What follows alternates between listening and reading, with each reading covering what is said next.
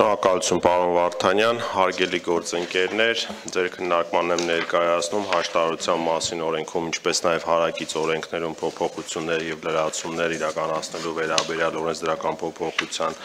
իրականացումը միտված է Հայաստանի Հանրապետությունում հաշտարարության ինստիտուտի կայացմանը եւ զարգացմանը, ինչպես նաև դատարանների ծանրաբեռնվածության թեթևացմանը, նախագծերի փաթեթով որոշ ընտանեկան գործերով առաջարկում է ներդնել պարտադիր հաշտարարություն, նախատեսել առցանց հաշտարարության իրականացման հնարավորություն, սահմանել հաշտարարի թեկնածուի ընտրության եւ նշանակման էլեկտրոնային կարգ եւ հաշտարարների որակավորման գործընթացի կատարելագործմանն ուղղված իրավակարգավորումներ,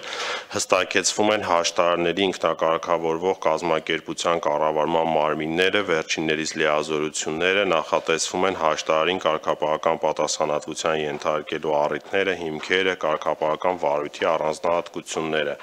Օրենսդրական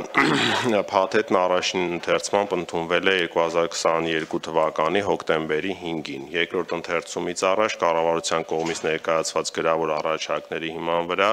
նախագծերում կատարվել են որոշ հստակեցումներ, մասնավորապես հստակեցվել է պարտադիր հաշտարարության ենթակա ընտանեկան գործերի շրջանակը, հաշտարարի կողմից հաշտարարություն իրականացնելուց հրաժարվելու հնարավորությունը, անցումային դրույթներում նախատեսվել է կարգավորում, ըստ որի